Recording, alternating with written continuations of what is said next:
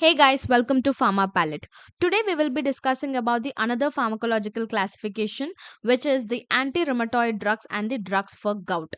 So we will see what are the different classes under these drugs and also what are the important drugs under this and how to remember them with simple tricks.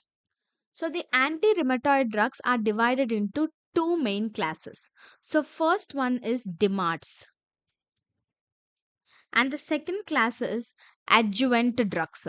What is DMARDs? These are the disease modifying anti rheumatoid drugs. So, adjuvant drugs are nothing but these are given along with the DMARDs. So, in the adjuvant drugs, we have to remember one simple thing which is glucopred. Only one drug which is prednisolone and other glucocorticoids. So, pred means it is prednisolone and other glucocorticoids.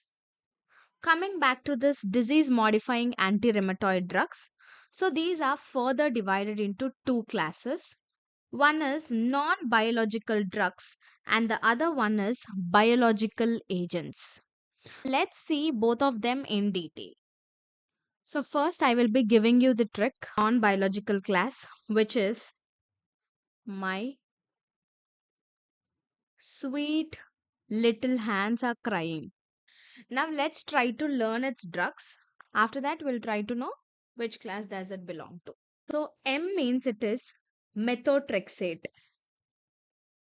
S means it is sulfasalazine.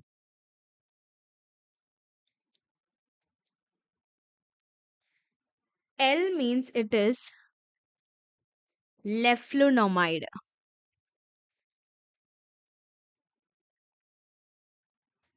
H means it is hydroxychloroquine. A means it is azathioprine.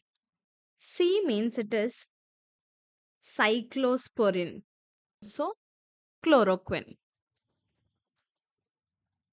Methotrexate, azathioprine, and cyclosporin comes under the immunosuppressant class. So this will be your first class.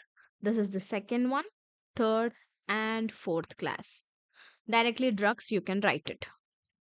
Now coming to the biological agents. Here, just remember the term TINA, where T means it is TNF alpha inhibitors, and I means it is interleukin 1 antagonist, and we have A here. So 1A interleukin antagonist, we have anakinra drug.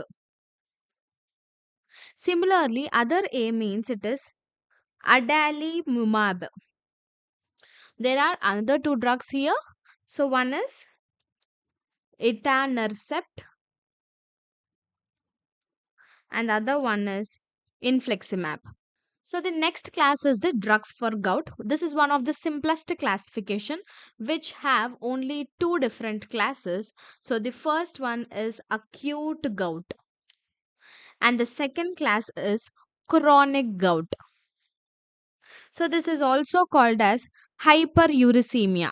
Remember this drugs under this acute gout. Just remember the term cool gout. N means it is NSAIDs. C means it is colchicine and G means it is glucocorticoids. So in the chronic gout we have two different classification. So one is uricosurics and the other class is synthesis inhibitors.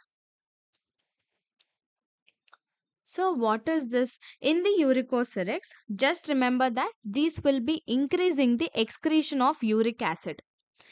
So synthesis inhibitors will be decreasing the excretion of uric acid. So coming to the drugs, no? In the uricosurics, just remember prosulf, where pro means it is probenicid and sulf means it is sulfenpyrazone.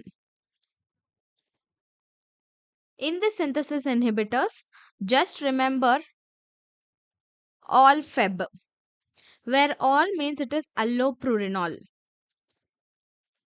and Feb means feboxstat.